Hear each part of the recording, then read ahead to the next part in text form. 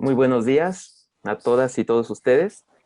La Coordinación de Desarrollo Académico e Innovación Educativa de la UAM Coajimalpa les da las gracias por participar en esta tercera conferencia del ciclo sobre innovación educativa, nuevos escenarios de enseñanza y aprendizaje. Estamos seguros que, al igual que en las presentaciones anteriores, esta nos llevará a reflexionar sobre nuestro actuar en el proceso educativo y, si lo consideramos necesario, resignifiquemos nuestra experiencia académica. Recordemos que es sustancial que siempre estemos accesibles a aprender, desaprender y reaprender. El proceso docente es dinámico, nunca se detiene. El día de hoy nos acompaña un experto en el área de la educación virtual y de las plataformas tecnológicas, Marco Antonio González Pérez, quien es doctor en psicología por la Universidad Autónoma de Madrid, especialista en gestión de recursos humanos por el Fondo Social Europeo y la Universidad Autónoma de Madrid, y licenciado en Psicología por la Facultad de Psicología de la Universidad Nacional Autónoma de México. Actualmente es profesor titular B de tiempo completo en la carrera de Psicología a Distancia en la Facultad de Estudios Superiores Iztacala de la Universidad Nacional Autónoma de México. Es miembro del Sistema Nacional de Investigadores con nivel 1. Sus áreas de interés son la psicología social y política, la aplicación de técnicas didácticas en educación a distancia y el impacto social de las nuevas tecnologías. El doctor Marco es chilango, nació en Tlaxcala, le va a los Pumas, le gusta el cine y los Beatles. El tema de su conferencia es nuevos retos para la enseñanza y el aprendizaje, el uso de plataformas y aplicaciones tecnológicas. Los dejo con su presentación. Al final de esta tendremos una sesión de preguntas. Si así lo desean, las pueden ir escribiendo en el chat y al final se las haremos al doctor.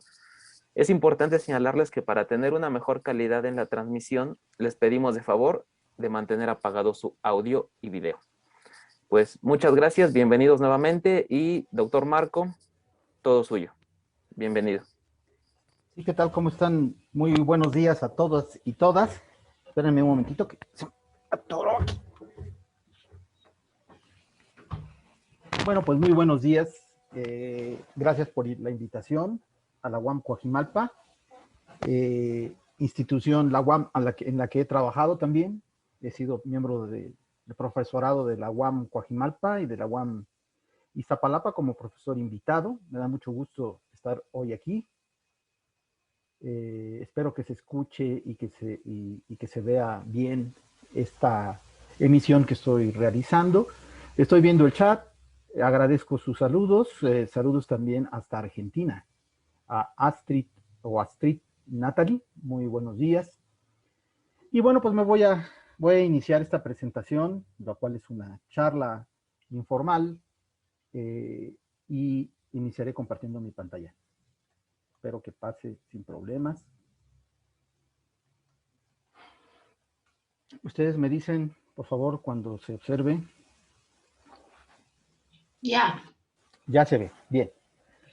Pues mi presentación de hoy, esta conversación, se denomina Nuevos retos para la enseñanza y el aprendizaje, el uso de plataformas y aplicaciones tecnológicas de un servidor. Y bueno, pues iniciaremos con un rápido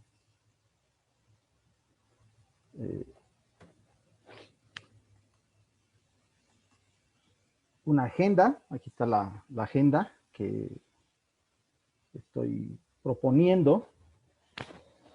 Primero vamos a hablar un poco de la pandemia. Me voy a ir rápido. Es una presentación que hice con muchas diapositivas, pero las voy a tratar rápidamente. Hablaremos de la pandemia, cómo se ha impulsado la educación mediada por el problema de esta situación del COVID-19 en el país, cómo se ha migrado del modelo presencial al que es mediado por tecnología.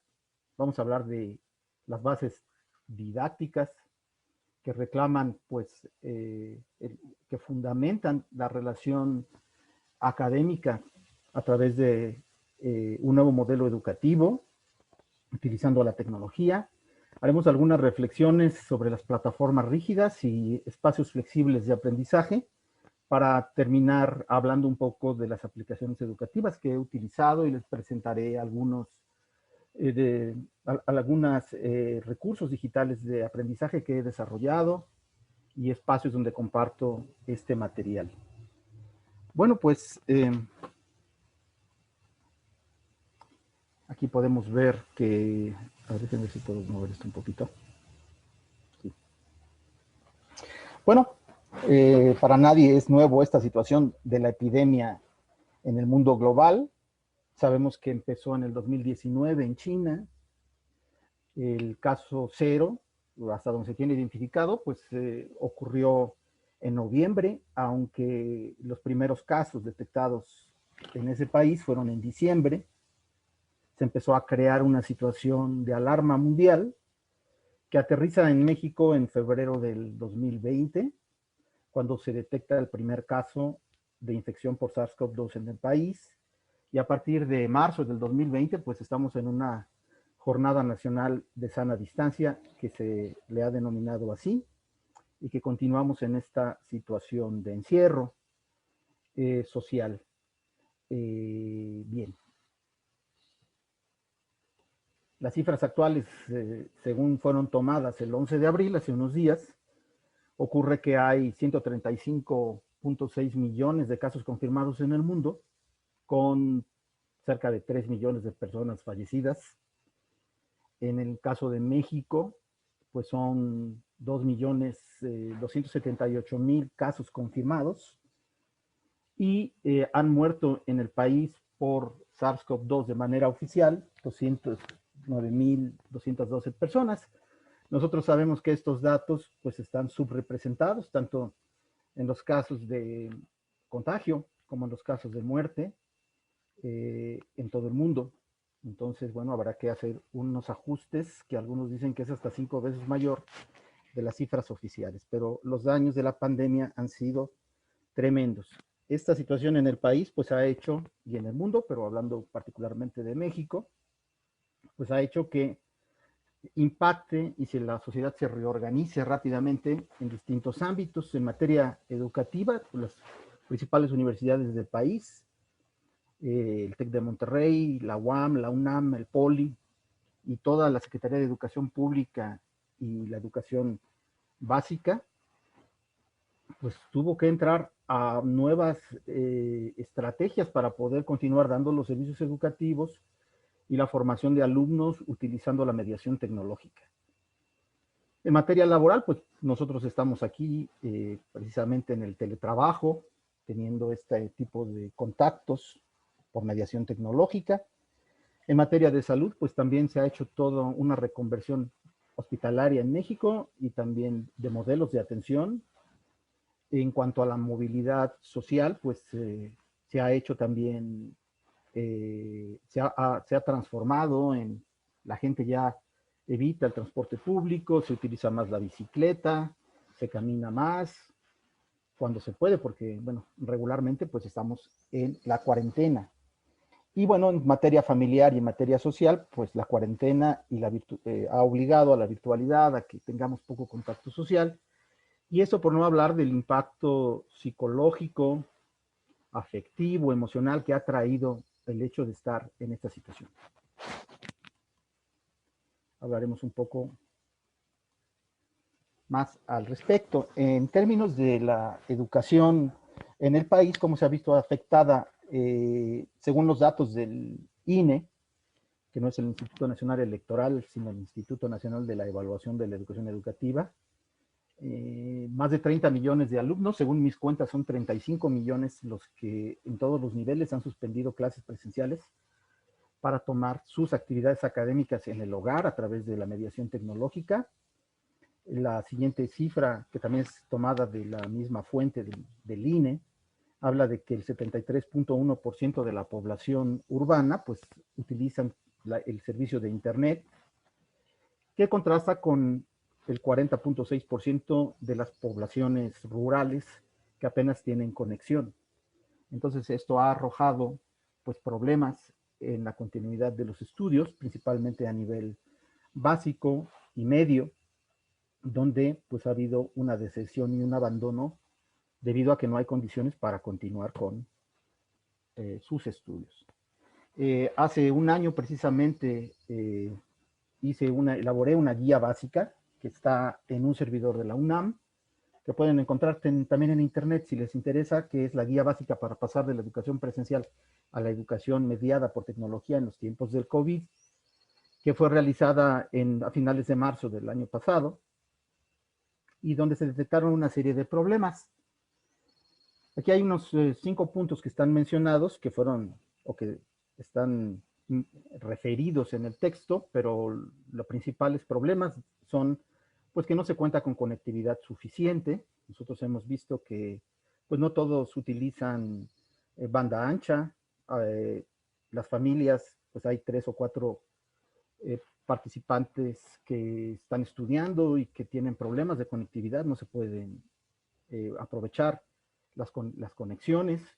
Eh, Hay brechas tecnológicas también entre profesores, alumnos y los padres de familia, que particularmente en la educación básica, pues están haciendo un esfuerzo muy grande para apoyar a sus hijos en sus actividades escolares, sobre todo de mediación tecnológica.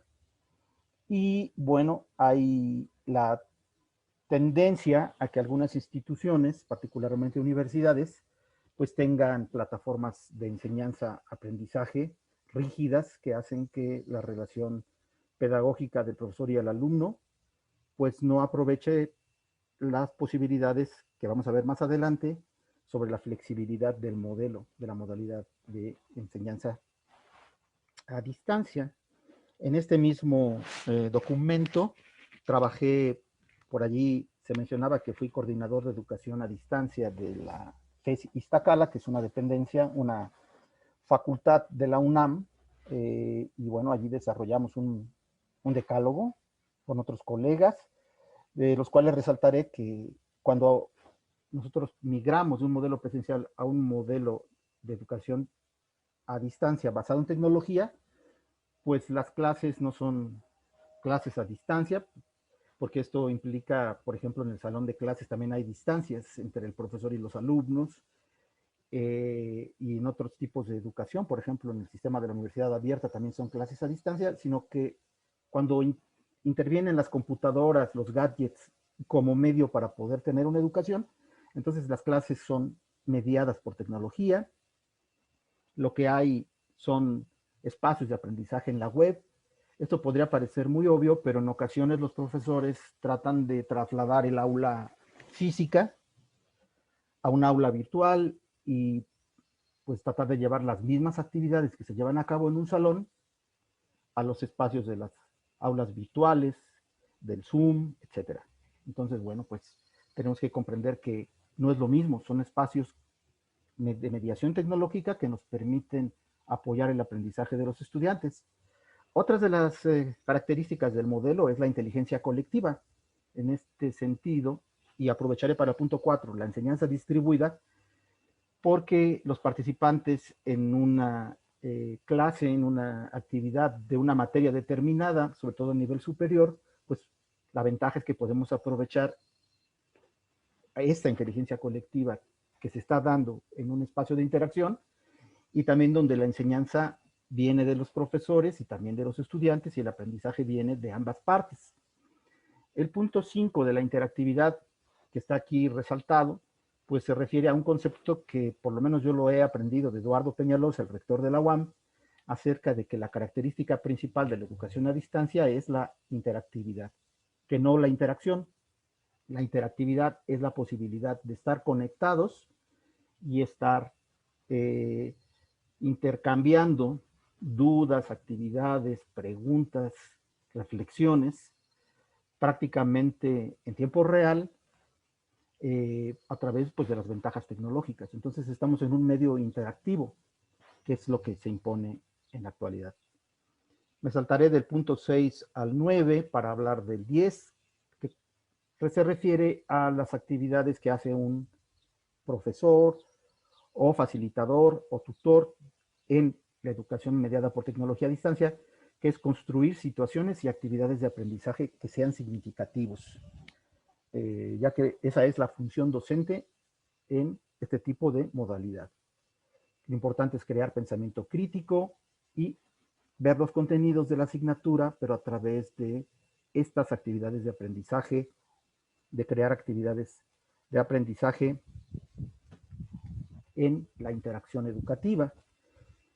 Bueno, hablaré un poco del nuevo modelo educativo en educación superior, que fue, si no mal recuerdo, elaborado por Delors, Jacques Delors, en 1998, donde dice que pues en la universidad, en la educación superior, pues debemos orientarnos, centrarnos hacia el aprendizaje de los estudiantes más que a la enseñanza y al desarrollo de una serie de competencias que se dan en la educación superior y particularmente en la educación en línea que pueden ser transferibles a otros contextos.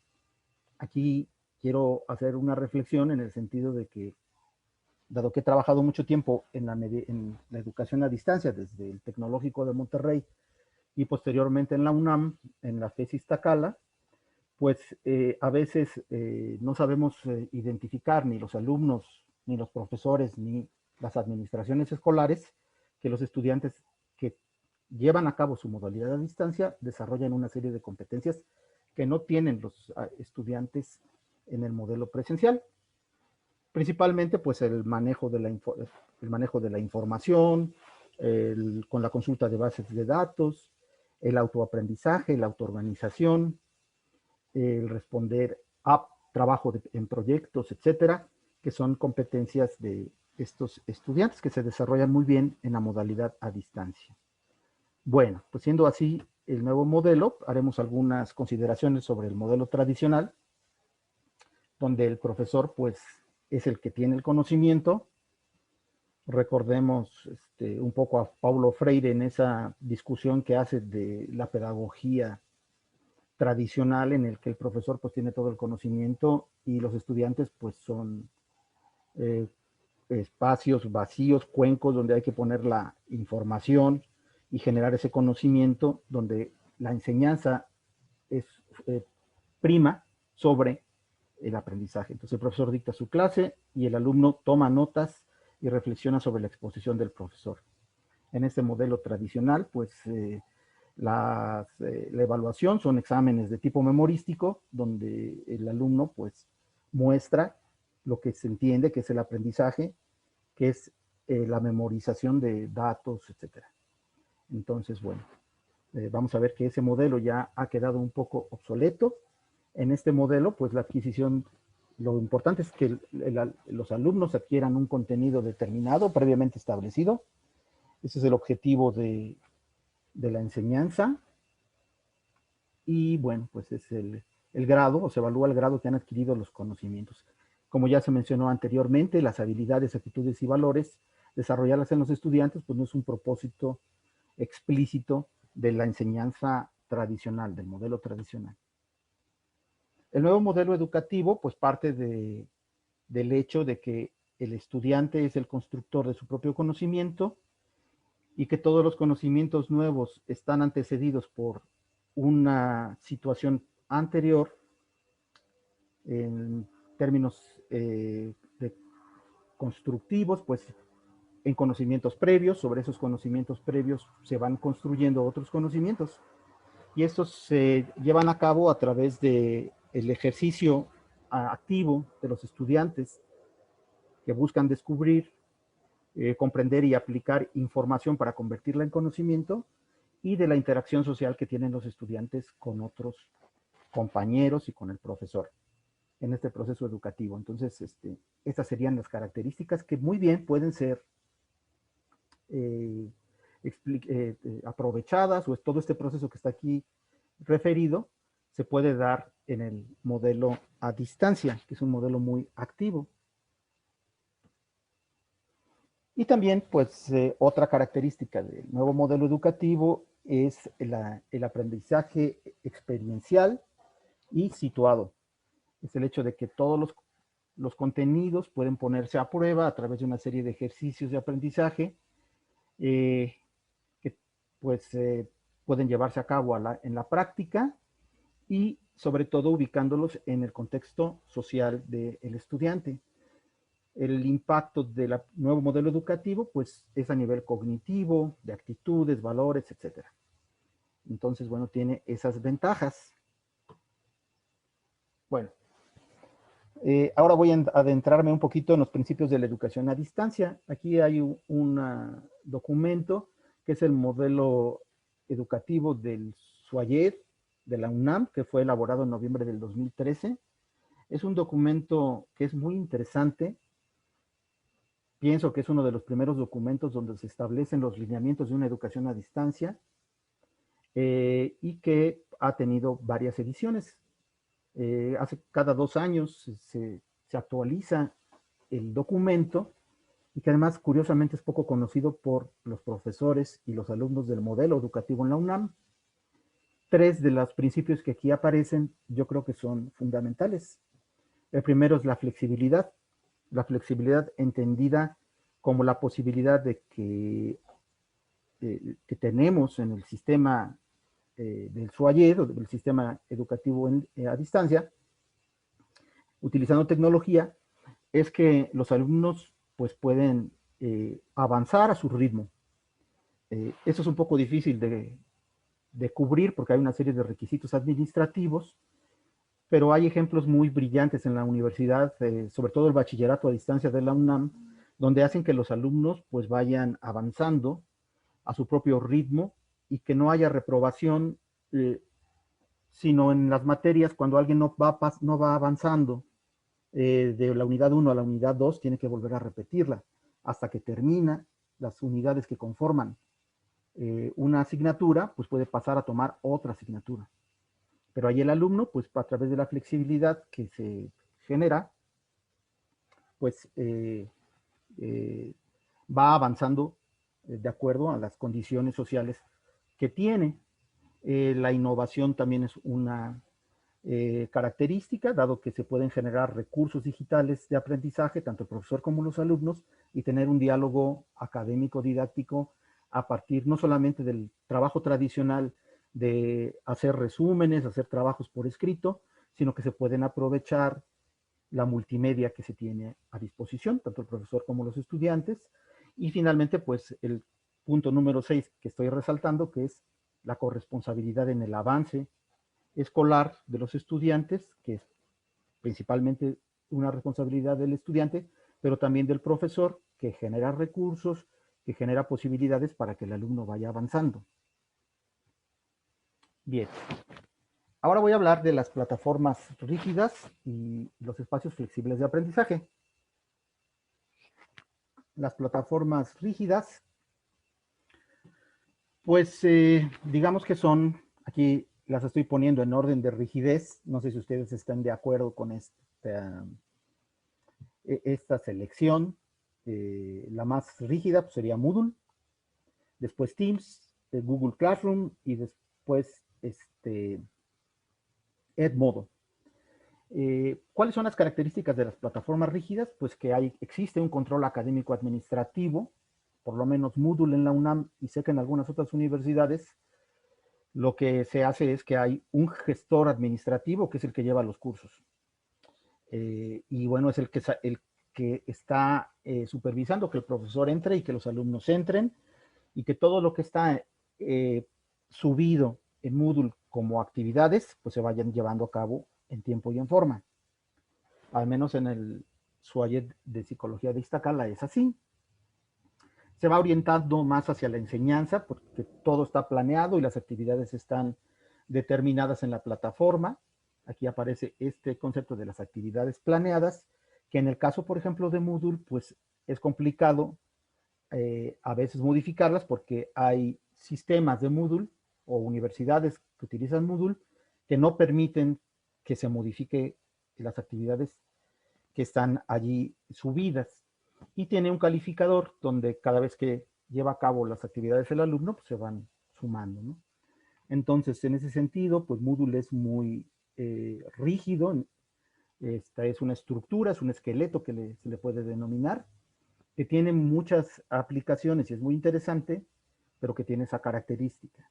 Teams, a diferencia de Moodle, ya incorpora un sistema de video, de llamadas a través de Teams, y es un sistema de Microsoft que está diseñado de tal forma de que fue pensado para empresas, para trabajo colaborativo en empresas, que es también muy potente, tiene muchos recursos, pero es pesada la plataforma de Teams, o ese es mi punto de vista que la he utilizado.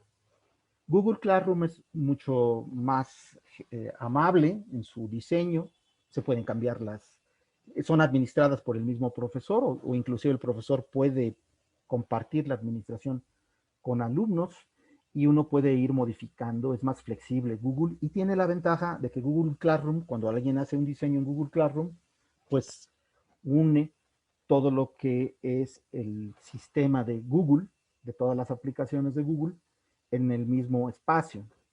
Edmodo es una plataforma de comunicación, básicamente, que es muy utilizada en la educación básica, donde se le puede dar acceso a los padres para que participen y observen las actividades que están llevando a cabo sus hijos.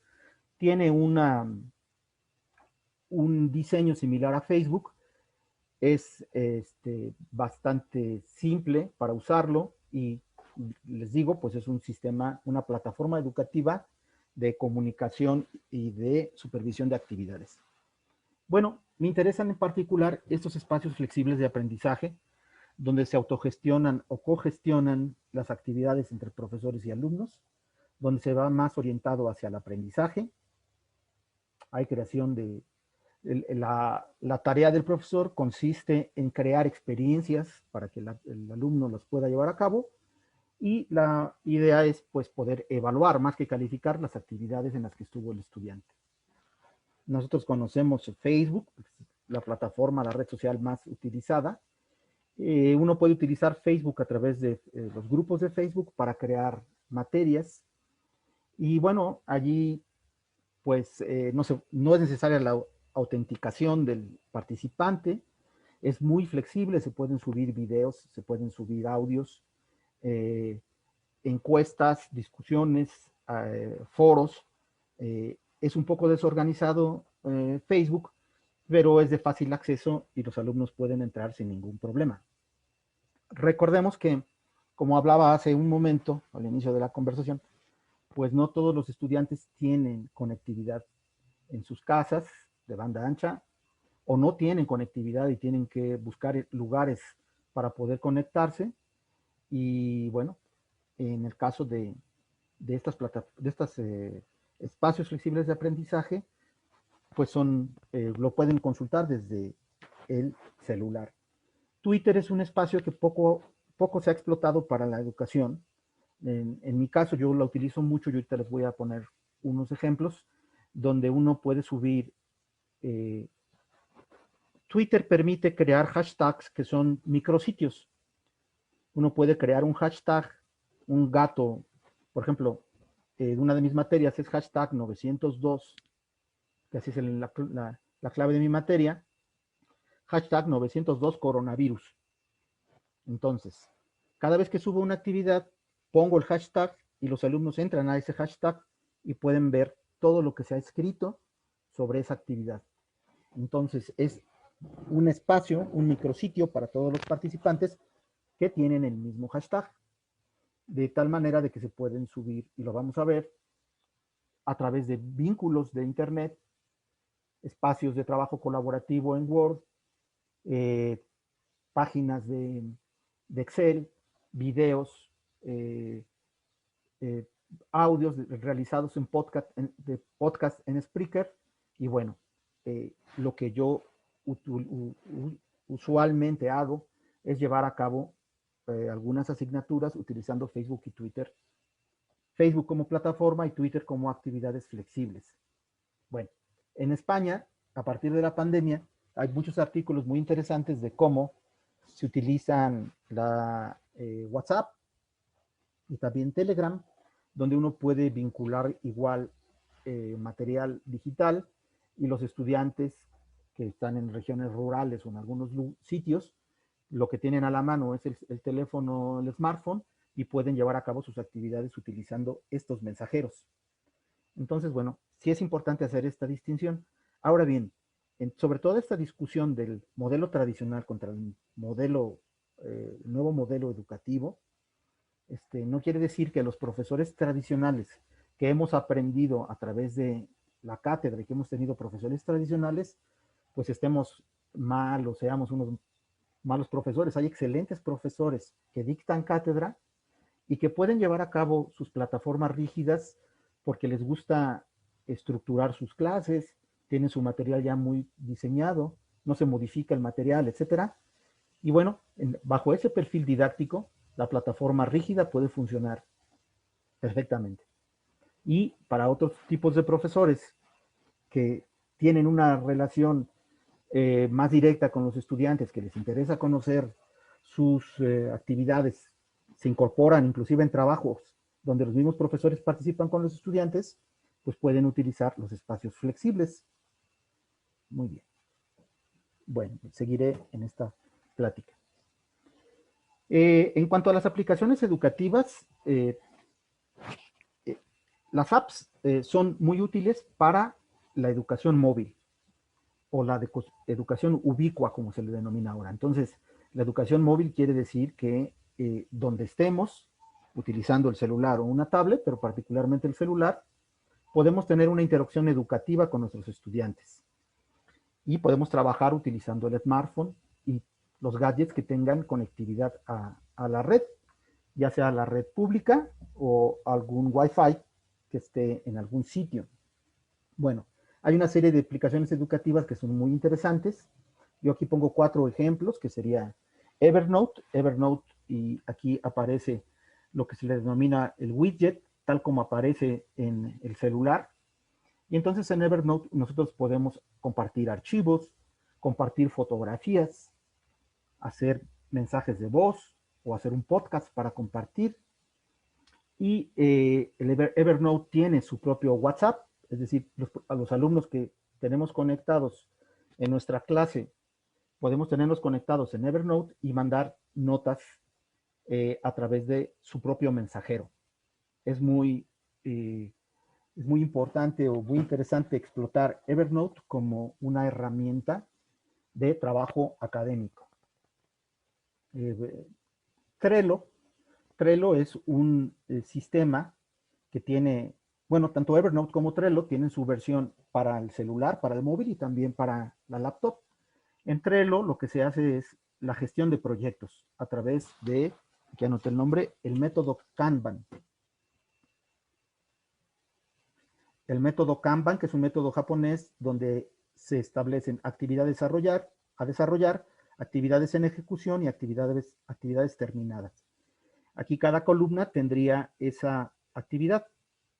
Entonces, un equipo de un proyecto puede tener su propio Trello, donde esté incluido el profesor, y nosotros vamos supervisando a través de esta aplicación cómo se va desarrollando el proyecto. Tiene sus propios mensajeros. Aquí se pueden ver, aunque está muy pequeñito, pero se pueden ver las caras de los participantes en un proyecto y entre ellos mismos tienen interacción. El profesor puede estar supervisando, se pueden mandar información, documentos, fotografías y tiene recordatorios, de tal manera de que aquí mismo, en cada una de las columnas, por el proceso del proyecto, se van descartando lo que ya está terminado. El profesor puede ir supervisando en tiempo real cómo se está llevando a cabo el proyecto que tienen los estudiantes. Después está esta aplicación que se llama Spreaker. Spreaker es una grabadora de podcast. Spreaker tiene su propio espacio donde uno puede subir sus materiales, se le llama programas, y entonces uno puede mandar, por ejemplo, alcances a una clase. El profesor regularmente, o los alumnos se quedan con dudas y mandan preguntas, o el profesor quiere hacer hincapié en algo que se le olvidó en esa actividad y puede hacer una grabación en Spreaker y darle seguimiento a lo que se llevó a cabo en la clase. Y después aquí está Power Director, que es un editor de video muy simple, donde la única condición es de que el profesor desarrolle, si es que desea, material digital a través del video, vaya grabando secuencias y después las edite en este programa en el mismo celular. Nosotros sabemos que hay muchos programas que son más potentes, pero que son más difíciles de manejar, y algunos son de paga, y estos programas tienen la característica, o aplicaciones, mejor dicho, que son gratuitos. Bueno, todas las aplicaciones educativas que un servidor maneja y que les recomiendo, pues están en la tienda de Google. Yo utilizo Android, no utilizo iOS, aunque sé que iOS tiene su propia tienda. Y bueno, la ventaja de tener la plataforma de Android es que la mayoría son gratuitas. Y entonces uno puede entrar a la tienda e ir por categoría, poner educación, y uno va viendo qué aplicaciones son las que puede utilizar para su clase, tanto de audio, video, fotografía, dibujo, exámenes, etcétera. Hay muchas actividades que pueden desarrollarse en este sistema. Bueno, con esto terminaría mi presentación. Quiero comentarles que aquí está mi correo electrónico. No sé si en mi presentación se mencionó, pero estoy a cargo del Observatorio Universitario de Educación a Distancia. Tengo un espacio en Facebook donde subo actualizaciones de aplicaciones y usos de las tecnologías aplicadas a educación. Y este es el Observatorio Universitario en YouTube. Aquí ustedes van a poder ver, no sé si se pueda entrar. Estoy compartiendo mi espacio.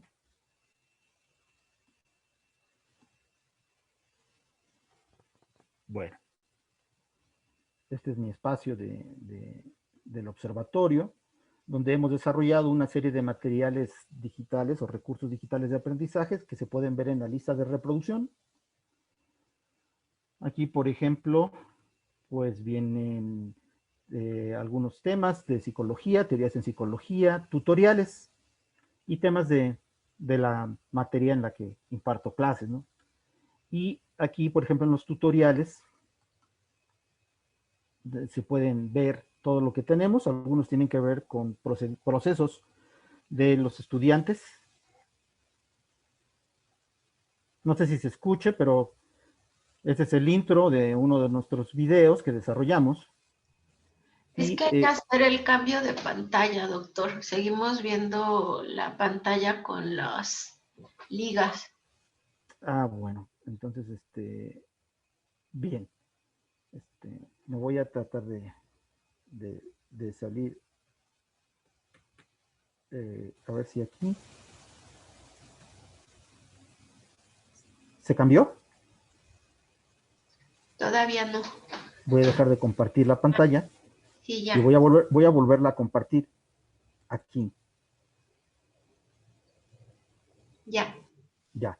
Bueno, me voy a regresar y voy a estar ya a punto de terminar. Entonces les comentaba de esta página.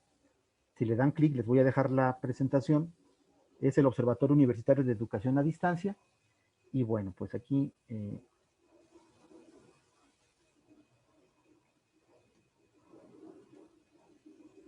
está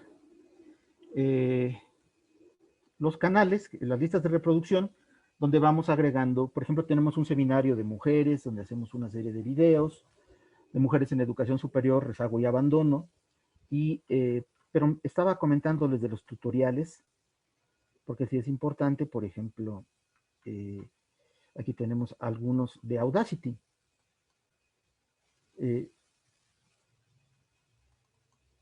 No sé si se alcance a escuchar, ahorita me lo dirán, pero en el tutorial de Audacity, aquí como pueden ver, soy yo mismo.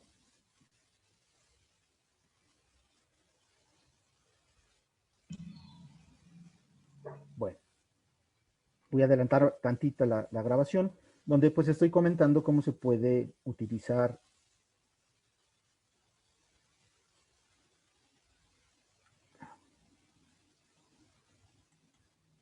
Bueno, no sé si se esté escuchando, pero No, no se escucha. muy bien. De todas maneras, con la imagen se darán una idea. Aquí, por ejemplo, es una grabación de una pantalla en esta. Estoy haciendo una edición en Power Director y les estoy explicando cómo se utiliza desde la grabación de la pantalla de un celular para poder hacer un tutorial para los estudiantes. y poder editar en el celular una grabación que yo mismo hice con 4 secuencias para hablar acerca de proyectos. Entonces aquí les estoy comentando, grabé algunas tomas. Ese es un ejercicio que compartí con mis estudiantes para enseñarles cómo se edita. Ahorita va a haber un cambio de transición a una secuencia diferente que grabé. Hay cambio y entonces ahí se ve la edición para hacer materiales a distancia. Bien, lo voy a parar. Voy a terminar porque me interesa esta cuestión del Twitter y cómo utilizar el Twitter en educación. Bien, esta es mi página de Twitter. Entonces muchos estudiantes pues no utilizan Twitter para tener actividad académica, sino nada más para mandar mensajes y regularmente cargados de política, porque es un espacio muy político, donde unos se insultan y otros se defienden y viceversa. Pero Twitter puede tener, por ejemplo, aquí fijé un tweet de hace un año, precisamente estábamos en la pandemia, donde les subo a los alumnos un cuestionario sobre un libro de Vygotsky y les pongo que por favor lo contesten. Aquí mismo les hago el link a el documento que tienen que contestar desde Twitter. Bueno, como estoy utilizando desde otro usuario, no me da la... No, continuar. Bueno.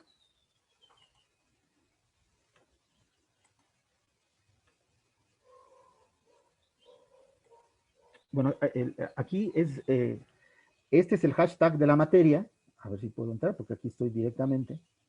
Y podemos observar que en esta materia que se llama Coronavirus TS 2020, pues subí una guía para un examen. Este es un podcast.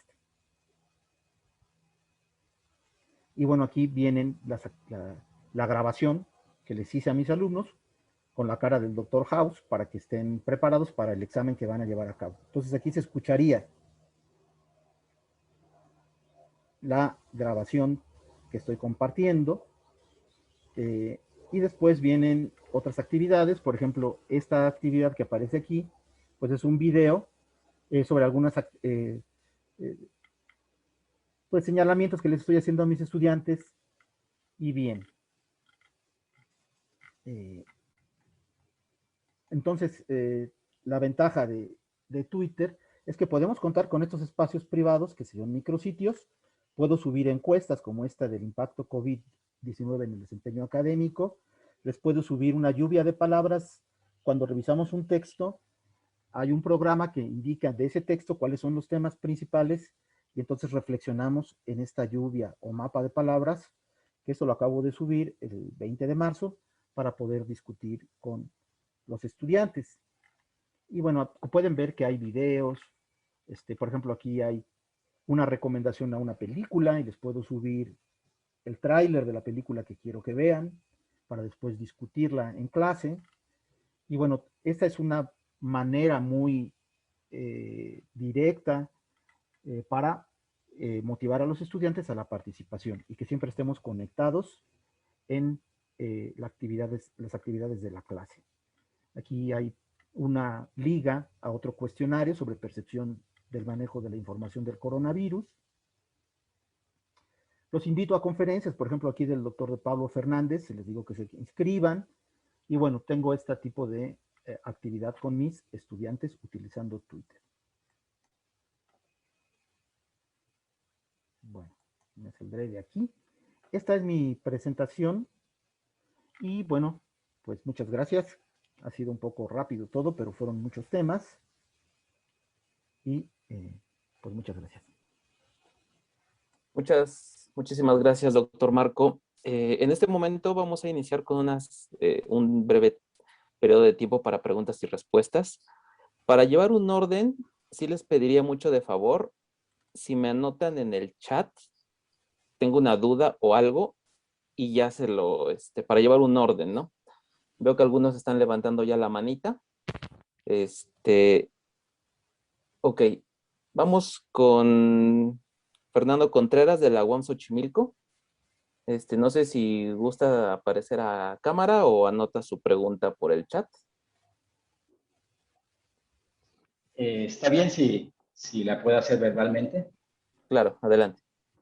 Bueno, para empezar, muy buenas tardes. Muchas gracias al doctor González por su excelente conferencia y muy aleccionadora, muy práctica. Me parece que en estos tiempos, si algo nos hace falta, son aterrizajes. Vayan de las cuestiones que podemos conocer, reconocer a través de distintas metodologías o incluso recomendaciones o estudios basados en cuestiones teóricas muy importantes que se están dando hoy día. La parte del contexto del aprendizaje en lo práctico, lo experimental, y escucharle e incluso que nos haya compartido generosamente incluso sus espacios personales de intercambio docente, es realmente de enorme riqueza, porque no es lo mismo tener la posibilidad escrita, o la posibilidad de alguna recomendación muy sencilla a verlo, ver cosas en acción. Yo le quiero preguntar, doctor González, específicamente sobre el tema de las plataformas rígidas. ¿En qué medida usted considera rígido o bajo qué, digamos, bajo qué escala o consideración usted pensaría que puede ser rígido alguna plataforma, dado que, por ejemplo, bueno, pues no sé si sabe, pero las distintas unidades luego tenemos nuestras propias plataformas, en nuestro caso en Xochimilco en vía, en fin, pero Moodle mismo tiene una enorme también capacidad de movilidad, digamos, ¿no? Capacidad de adaptación, incluso de replanteamiento por parte de los mismos docentes. ¿Cómo usted considera, digamos, este concepto de rigidez en las plataformas? Perdón por lo extendido de mi pregunta. Gracias. Muchas gracias. No, pues muchas gracias por la pregunta, profesor Fernando. Yo, pues como lo comenté, y la experiencia que tienen ustedes, y yo también tengo ya algún tiempo rodando por las plataformas, hace muchos años, y entonces creo que algunas de las plataformas, bueno, esto tiene que ver con la filosofía didáctica del profesor también. En mi caso, por ejemplo, encuentro que algunas plataformas, por ejemplo, Blackboard, que utilizábamos en el Tecnológico de Monterrey, era excesivamente burocrática para poder entrar y poder tener contacto con los estudiantes. Yo siempre pensé que podíamos tener alguna actividad más directa sin el hecho de autenticarse, entrar y tenerlo todo planeado. Quizás un poco sea mi filosofía pedagógica y didáctica del intercambio directo con el estudiante, ¿no? Un poco socrático es mi filosofía educativa.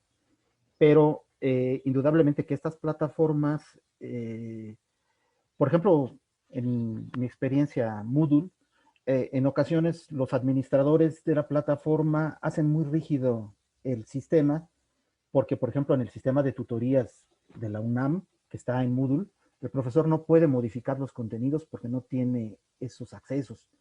Entonces es cuando, desde mi punto de vista, la administración está sobre una lógica académica, porque yo como tutor del sistema de tutorías no puedo modificar actividades. Y a veces pienso que muchas de las redes sociales, con las ventajas que tienen de la interactividad que mencionaba, podemos explotarlas de una manera más directa con el estudiante. Y esa es la razón. Mi experiencia en el Tecnológico de Monterrey y también en la UNAM, es que muchos profesores evitan las plataformas por este formalismo de requerimientos burocráticos para poder dar sus actividades, y llevan a cabo utilizan otro tipo de recursos para poder establecer su relación pedagógica con los estudiantes. Pero eso no quiere decir que evidentemente las plataformas tienen muchos recursos que deben ser explotados, que pueden ser explotados, y que pues aquellos profesores que están interesados en tener sus clases muy estructuradas, pues las pueden utilizar. De estas plataformas que les acabo de mencionar, y siendo un poco arbitrario en mi juicio personal, sí creo que Google Classroom, por ejemplo, y Edmodo tienen ventajas sobre plataformas más pesadas. No sé si con eso contesto tu pregunta, profesor. Muchas gracias, muchas gracias. Muy amable. No, a ti. Muchas gracias. Fernando López. Buenas tardes. Buenas tardes. Ok. Pues primero, muchas gracias, doctor, por su charla, por los ejemplos prácticos. A mí me educan mucho. No obstante, más que una pregunta, es un comentario que a mí me gustaría expresar. En este tiempo que hemos permanecido en casa, los estudiantes nos enseñaron cómo se pueden volar una clase desde sus casas.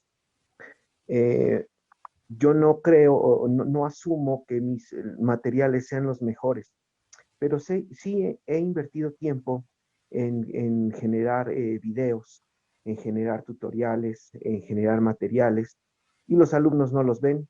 Grabamos videos que los alumnos no ven, elaboramos materiales que los alumnos no revisan, y tenemos después el discurso del alumno donde pues quiere que le expliquen, cuando la explicación está en esos materiales, ¿no? Entonces, yo lo considero como un ejercicio cuando el estudiante se vuela a la clase y después viene y nos reclama que no aprendió, pues definitivamente no va a aprender porque no. Sí. Y el ejercicio de enseñanza, ya sea a distancia o presencial, es un puente, y un puente no se sostiene de un solo lado. Me parece, desde mi perspectiva, que lo que faltó fue imprimir en el estudiante la responsabilidad que debía asumir, porque todo se lo dejó a la escuela. Y desafortunadamente, desde el año pasado, se han vivido experiencias lamentables en las que el alumno, aunque no haga nada, se le aprueba porque está en pandemia, ¿no? Y esa situación acarrea otros problemas que desafortunadamente nuestras autoridades ignoran, pero en la que al alumno ya no se le puede exigir porque ya no tenemos argumentos para hacerlo. El alumno va a estar esperando a que la situación se repita y pase lo mismo, ¿no? Yo en la actualidad tengo alumnos que de verdad desde el mes de enero ni siquiera un hola me han dicho, porque muy seguramente están esperando eso, ¿no? Y repito, es un esfuerzo que desafortunadamente no quieren aprovechar todo. Y digo no quieren porque es bien triste ver que el alumno no puede conectarse a una sesión, a una explicación, pero publica cosas cada hora en Facebook. Para eso sí tiene tiempo, para eso sí tiene interés, pero no para la escuela. Entonces me parece que más allá de esa capacitación muy necesaria en el diseño de materiales para la educación a distancia, pues sí deberíamos de buscar estrategias para que el estudiante asuma el rol protagónico que le confiere la literatura en el proceso de aprendizaje. Muchísimas gracias. No, pues muchas gracias a usted, profesor. Creo que todos hemos vivido este tipo de experiencias que han sido pues novedosas por la situación de la pandemia. Yo pienso que una de las ventajas que nos da la mediación tecnológica y el trabajo educativo en línea es de que los alumnos también pueden hacerse corresponsables en actividades de equipo. Creo, y bueno, ha sido mi experiencia en el sistema propiamente a distancia, que tengo ya varios años trabajando, donde yo prefiero trabajar en equipo, que ellos se hagan corresponsables entre ellos para avanzar en una serie de actividades que pueden ser, por ejemplo, una discusión y un video o un audio sobre una lectura que les hemos dejado a todos y que en ese equipo nos entreguen un producto, y luego tener una sesión de asesoría con todo el equipo, y así no pueden evadir su responsabilidad, a menos de que queden mal con los demás compañeros, y los mismos compañeros buscan la manera de evidenciar al alumno que se está montando en el trabajo de los demás. Creo que esa sería también una buena estrategia, y que además pues es ideal el trabajo colaborativo utilizando las tecnologías. Por otra parte, también pienso que sí es importante, no sé si se vio en mi página de Twitter, cómo les elaboro cuestionarios con 3 preguntas guía para, por ejemplo, hablar sobre un documento determinado, ¿no? Y entonces ellos lo tienen que entregar. Contestan sobre el documento colaborativo, ponen el nombre de los participantes y después en una sesión en línea, yo en realidad utilizo Meet, no utilizo Zoom, porque además en la UNAM nos dijeron que el Zoom era de tiempo indefinido y resulta que a mí siempre me duró 40 minutos y mis clases a veces se pasan un poquito. Y entonces preferí dejar ese recurso que según es gratuito para los profesores de la UNAM y me ha servido más Meet, donde pues estoy acostumbrado. Bueno, la cosa es de que en esas sesiones discutimos sobre productos ya realizados, ¿no? Lo que vieron de la película de las feministas que les recomendé, que estaban pensando, se llama la serie, y luego pues me entregan sus discusiones y discutimos, utilizamos el espacio como una clase invertida, no para ver el material lo tienen ellos que revisar y tienen que sacar conclusiones del material. Y el espacio mediado es para discutir sobre preguntas o avanzar sobre proyectos, etcétera, pero no sobre lo teórico que supuestamente, más bien, que ya me han entregado antes. Entonces creo que en esta situación sí hay muchos alumnos que, y con eso termino, que están publicando. Entonces, un alumno que me dijo que no podía continuar con la clase porque no tenía recursos para tener internet, la solución que le di y le pregunté es que, ¿tienes WhatsApp? Sí tengo. ¿Te puedes conectar a Facebook desde tu celular? Sí. Pues entonces no te des de baja de la clase. Ahí vamos a trabajar. Ahí vamos a dejar las tareas. Si te conectas a Twitter, ahí vas a ver las tareas. Y no debes tener problema. Entonces, sí, es la utilización de la tecnología y con ese tipo de actividades didácticas donde incorporamos a todos los alumnos en un equipo y entonces la responsabilidad ya se hace corresponsabilidad. Esa sería mi opinión al respecto. Muchas gracias, doctor. Sí, de nada, profesor. Muchas gracias. Aquí veo una manita levantada también, Alejandro Rosales. Adelante, por favor. Hola, doctor, buenas tardes. Muchas gracias por la conferencia. Como les decía, ya me uno a las felicitaciones y al reconocimiento de la practicidad y lo aterrizado que está. Y me queda una duda, nada más. Cuando hablamos de las herramientas flexibles como Twitter como en específico WhatsApp y Telegram, que están asociadas a un número de teléfono, por ejemplo, ¿dónde establece usted estos límites de la clase está aquí, de aquí a acá? Porque en el caso de presencial o de la escuela, podemos decir el horario de escuela es cuando está abierta y está cerrada, y después termino. Sin embargo, cuando estamos uso de estas otras plataformas, incluso las redes sociales, no hay un horario fijo. ¿Cómo es que usted establece y dónde pone estos límites, ¿no? Para que no en un fin de semana, que es cuando solemos hacer las tareas como los alumnos o algo así, le estén mandando, oye, profe, tengo dudas, o oye, sí, o tiene 2 teléfonos, o cómo es esto? No, muy buena la pregunta. Bueno, yo lo que hago es sí decirles a los alumnos, yo les doy mi teléfono, yo les doy mi WhatsApp, ellos lo tienen desde el inicio de la clase, y yo les digo que si me mandan mensajes después de las 9:30 de la noche, y si estoy viendo una película o leyendo o haciendo algo, más que estoy ocupado, les contestaré hasta el día siguiente. Si puedo, les contesto. Esa es digamos, mi política, pero cada profesor establece sus propias políticas de interacción. Entonces, como hablábamos de la interactividad, yo estoy cierto de que hay ubicuidad y de que al darles mi teléfono, pues me pueden estar mandando mensajes, que de hecho lo hacen. Entonces, cuando puedo los contesto, ¿no? Y si no, al día siguiente lo retomo, pero lo que ellos, digamos que es una cuestión de política de cada profesor, porque efectivamente no estamos en el salón. Hay algunos profesores en el Soyet que yo conocía que sábados y domingos los alumnos saben que no van a contestar, van a tomar sus sábados y domingos para descansar y hacer sus actividades. Hay otros que pueden contestar, y todo esto debe de quedarle muy claro a los estudiantes, porque hay alumnos en línea que nunca contestan, ni sábado, ni domingo, ni lunes, ni martes, ni todo el semestre. Y con eso quiero decirles que muchos profesores en línea que abandonan a sus estudiantes, pues no llevan a cabo sus actividades docentes, esa es la realidad. Y ese es un problema que tenemos en el sistema, pero básicamente tiene que ver con un acuerdo entre el profesor y los estudiantes que sea claro, y pues eso, mi experiencia. Gracias. Sí, ajá. Muchas gracias.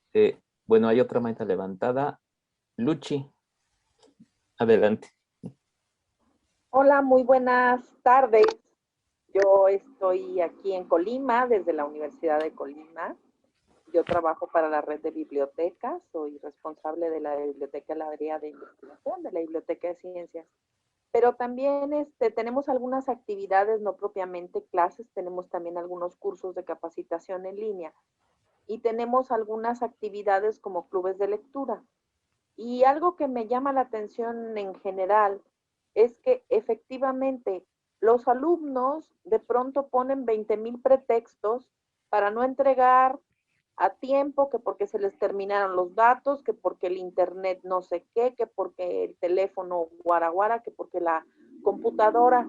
Entonces, como comenta usted, doctor Marco, creo que aquí hay una corresponsabilidad desde el momento en el que todos estamos trabajando y buscando que mediante los recursos que hay para educación a distancia no se pierda este proceso de enseñanza-aprendizaje.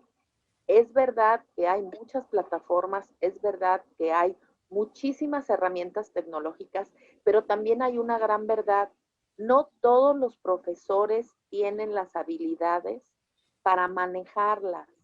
Entonces, no sé si también es parte de las instituciones el buscar que su planta docente tenga capacitaciones. No quiero hablar de alfabetización tecnológica, ni de alfabetización informacional, ni de gestión de la información, pero sí es una realidad que no todos los profesores tienen ni el conocimiento, ni las capacidades, ni las habilidades, sobre todo, para manejar ni siquiera todas las herramientas que están inmersas en Google. Usted hablaba, por ejemplo, del Meet. Ahí se puede conjuntar que el calendario, que el Drive, que fotos, que el Classroom y 20,000 cuestiones que son parte de Google. Entonces, aquí, por ejemplo, ¿cómo podemos hacer para solventar eso? Porque si bien es cierto que hay veces los alumnos buscan el pretexto, también es cierto que los docentes buscan la manera de hacer su clase, pero sin tener una responsabilidad y sin inmiscuirse demasiado en las cuestiones tecnológicas. Por ejemplo, usted que dice que maneja Twitter, ahí les pone videos, les pone cuestionarios, les pone un montón de cosas. Hay gente que ni siquiera sabe hacer un formulario en una herramienta tan sencilla como el Monkey Survey o en el Google. Entonces ahí no sé usted qué opinión tenga sobre esto que yo estoy comentando. Bueno, pues yo, muchas gracias, profesora, por su comentario, y es una realidad absoluta, porque el sistema de educación a distancia, la parte principal donde se rompe o donde no puede no seguir avanzando es la parte docente. O sea, es el profesor, porque el estudiante de alguna manera, pues generacionalmente, o se les llama, aunque es muy cuestionado el concepto de los nativos digitales, pues aprenden rápido, y hay algunos profesores, sobre todo en facultades o en escuelas, donde la planta docente es mayor, pues no quiere experimentar, están conformes con su forma de dar clase, que les ha sido efectiva, y en la situación que estamos viviendo se les complica porque no saben utilizar los recursos tecnológicos. Entonces sí hay que invertir en capacitación a profesores y sobre todo, pues, este concepto que dijo usted que no le gusta referir o que estaba dudosa de su uso de alfabetización digital, ese es el concepto clave. ¿Por qué? Porque hay profesores con distintos niveles de uso de tecnología y una estrategia que utilizamos en la Facultad de Psicología de la UNAM, en el sistema de universidad abierta, donde me invitaron a dar una capacitación, fue hacer grupos mixtos con diferentes niveles de uso de la tecnología y ponerlos a hacer proyectos, de tal manera de que los profesores que tenían menos nivel de uso de recursos tecnológicos aprendieron rápido, ¿no? Basado en esta teoría de Vygotsky, de los niveles de brechas de aprendizaje. El que más sabe y a un par, pues le puede enseñar rápido, ¿no? Cuando están en un proyecto. Zonas de desarrollo próximo es el concepto que se utiliza. Entonces, haciendo grupos de alfabetización digital, que no se llamó así, pero donde sabíamos que había profesores con distintos niveles, las mismas necesidades de resolver un proyecto hizo que profesores que tenían prácticamente nulo conocimiento de aplicaciones y de programas, al término del curso aprendió bastante. Entonces sí es necesario invertir en esta capacitación docente de uso de tecnologías. Muchas gracias por su comentario. Y la parte de que no quería utilizar mucho lo de alfabetización es porque mucha gente se siente ofendida cuando le dices que va a tomar una capacitación de alfabetización tecnológica o de alfabetización digital, porque se siente como analfabeta. Entonces a veces uno busca otro término para que no haya ese choque, digamos, ¿no? Muchas gracias. De nada, muchas gracias. Muchas gracias. Hay dos preguntas que las voy a decir simultáneamente en el chat, digo, para ahorrarnos un poquito de tiempo. Lupita MC pregunta, ¿qué opina del TikTok? Y la segunda pregunta es de Kat Esquivel. Dice, la cantidad de recursos que utiliza una hora de Zoom y una hora de Facebook no es la misma, hablando de la cantidad de megas que consume y velocidad de internet necesaria. De las opciones que nos presentaste, ¿cuál es la mejor opción? Tomando en cuenta la facilidad de crear, compartir y descargar contenidos y la cantidad de recursos que utiliza. Muchas gracias. Pues muy bien. A la primera pregunta, ¿qué opino del TikTok? Mi respuesta es que yo veo mucha gente bailando en el TikTok. La verdad no sé si tenga alguna otra utilización. Sé que sí. Sé que inclusive hay quien ha comentado que se puede utilizar pues desde una manera académica o didáctica. He visto algunas cosas de TikTok que me resultan muy lúdicas. Por ejemplo, el futbolista Luis el Matador Hernández, que tiene un TikTok que me divierte mucho. Y si quieren pasar un momento de diversión, lo pueden ver. Pero pienso que para crear experiencias de aprendizaje, lo lúdico también es importante. Entonces uno puede buscar alguna situación y luego procesarla en TikTok y dejar a los alumnos para que reflexionen. Lo mismo con memes, aunque algunos dicen que los memes pues no tienen ninguna relevancia. Hay unos memes muy inteligentes o videos cortos. Hay una aplicación que se llama Speak en Android. SpeakPic se llama SpeakPic, donde uno puede elegir la foto de un personaje. Yo lo utilizo, por ejemplo, pongo la foto de Sigmund Freud y esa foto hace que su boca se mueva. Y entonces yo lo que puedo hacer es hacerles preguntas sobre una lectura. Entonces pongo a Freud, he puesto a Bill Gates, he utilizado a varios personajes, al mismo Vygotsky, comentando o haciéndoles preguntas, entonces se los subo.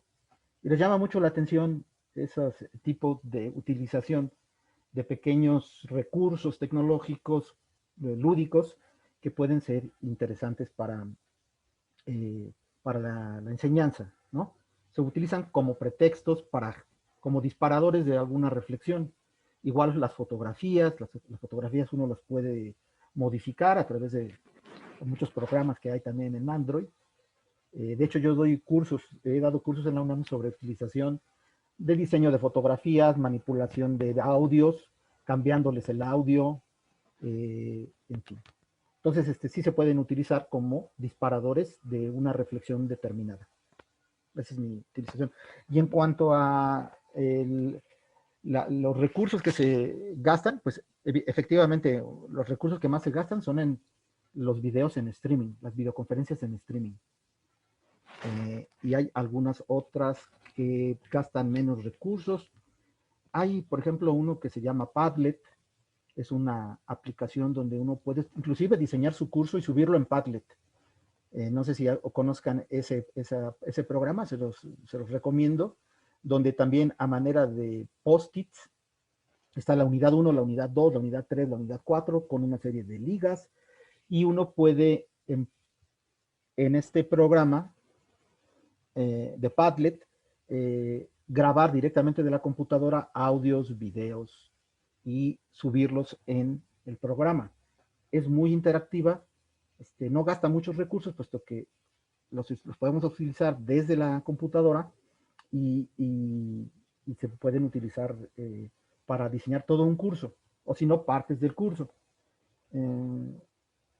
Sería eso. Ahora, ¿qué aplicaciones vamos a utilizar? Yo pienso que deberíamos decidir en una plataforma o una plataforma flexible, que es la que va a ser el eje del curso, poner actividades para que los alumnos ahí se concentren, que lo más básico podría ser un correo electrónico, pero que ya está en desuso. Podemos utilizar un Facebook o Edmodo o Google Classroom, y a partir de ese eje empezar a llevar a cabo actividades utilizando otras herramientas tecnológicas, utilizando como eje de la clase una plataforma determinada, ya sea rígida o flexible. Esa sería mi respuesta. Muchas gracias. No sé si haya una última pregunta. Bueno, vamos con una última pregunta. Nicolás Rivera, adelante, por favor. Bueno, buenas tardes, ¿ya? Sí, buenas tardes. Es una pregunta con un comentario. Bueno, en mi caso particular, ¿cómo manejar, por ejemplo, una clase o un currículum, hablando de las artes escénicas, por ejemplo, poderlo llevar mediante estas plataformas? Lo he tenido que hacer por la necesidad, ¿no? Del entorno en el que vimos, pues, ¿no? Ya sabemos todo lo del COVID, pues, ¿no? Pero me quedan muchas dudas sobre si realmente estén llegando de manera concreta los conocimientos, si he modificado muchos planteamientos, pero si en esas modificaciones se ha perdido algo. He tratado como de ser muy analítico y observar cuáles son los beneficios y las ganancias de una y otra manera, pero me sigue quedando esa incertidumbre, pues, ¿no? De cómo llevarlo. La pregunta en concreto sería, ¿conoce usted algún proceso o algún trabajo donde se haya llevado este tipo de por ejemplo, enseñar teatro o danza en un nivel como superior de licenciatura de manera profesional, con alguna plataforma especial o específica, y qué resultados han tenido? Es como una pregunta en general. Gracias. Sí. Muchas gracias, profesor. He visto tutoriales, por ejemplo, no sé si, bueno, sigo a un profesor que hace flamenco, que he visto algunos de sus videos en YouTube, donde está haciendo videos, obviamente, y hay algunas cuestiones técnicas donde hace acercamientos, donde le pregunta a otras personas que están allí junto a él, cómo llevaron a cabo ese ejercicio, etcétera. Es decir, no solamente es los videos en una toma abierta, sino ya inclusive acercamientos, zooms, etcétera, para poder hacer un video técnicamente más completo. Es lo más cercano que he visto sobre artes escénicas y eso, ¿no? Y algunas teóricas, ¿no? Pero creo que la dificultad que hay en estos tiempos es que muchas cosas que son prácticas, y ese sí es una limitación, ¿no? Real, las cosas que son prácticas, que hay que darle seguimiento. Estoy pensando, por ejemplo, en un odontólogo, en un profesor de danza, que tiene que estar con el aprendiz a un lado, pues va a ser muy difícil que el aprendiz lo haga, o en medicina, como dice el profesor Nicolás, si no está aplicando, si no está llevando a cabo la actividad práctica. Entonces es una limitación. Uno puede hacer laboratorios virtuales o prácticas virtuales o videos que son de mucha ayuda para el estudiante, pero hasta que no vuelva otra vez al escenario, pues no lo va a aprender, esa es la realidad. O que no vuelva otra vez al consultorio a ver dientes, pues no va a poder quitar una caries, eso no se hace de manera teórica. Esa es una restricción, pues que la educación a distancia no puede solventar. Esa es la verdad. Profesor. Gracias, gracias. Sí. Bueno, pues muchas gracias, doctor Marco, por su participación. Ya dejó sus redes sociales, Twitter, por lo que vi. Ajá, puse mi Twitter para que vean cómo manejo mis clases en Twitter de manera informal. Es @mgonzalezperez. Si me buscan por internet, por Facebook, pues es que escribo muchas cosas allí en Facebook, pero tengo un programa donde hablo sobre psicología, que lo transmito cuando tengo tiempo, pero transmito al menos 2 veces por semana. Y que está en Facebook Live, y es Marco Antonio González. Como mi cara es muy distinguible, cuando vean mi foto, pues ahí me dan de alta. Entonces, doctor, la película o serie que platicó acerca de género, ¿dónde está la serie que estaban pensando? Perdón. ¿En qué estaban pensando? Se llama ¿En qué estaban pensando? Y está en Netflix, que habla sobre la segunda ola feminista, con algunas protagonistas de los 70 que luego son entrevistadas en estos tiempos, 40 años después, y reflexionan sobre los avances que tuvo el movimiento feminista desde esa época hasta la actualidad. Se las recomiendo mucho. Y es una buena película para reflexionar sobre cultura, política, etcétera, con las estudiantes y estudiantes. Muchas gracias. Bueno, pues muchas gracias a las y los participantes. Los invito a que nos acompañen en la cuarta y penúltima conferencia del ciclo, titulado Contigo en la distancia, viejas y nuevas prácticas en el aprendizaje, que impartirá el doctor en Educación e Innovación Tecnológica, Alejandro Bird Orozco, la cual se llevará a cabo el 17 de mayo a las 5 de la tarde. Para el registro, seguiremos el mismo mecanismo. 1:30 se abre el registro en Eventbrite, y pues ahora sí que les llegará también por correo, como siguiendo la misma mecánica. Nuevamente, la Coordinación de Desarrollo Académico e Innovación Educativa, a través del área de formación docente, les da las gracias por acompañarnos y les mandamos a cada uno de ustedes un cálido abrazo virtual y les pedimos que se cuiden mucho. Cuídense. Gracias. Igualmente, gracias. Gracias. Gracias. Hasta luego, gracias. Muchas gracias. Y hasta la próxima. Buenas tardes. Cuídense mucho.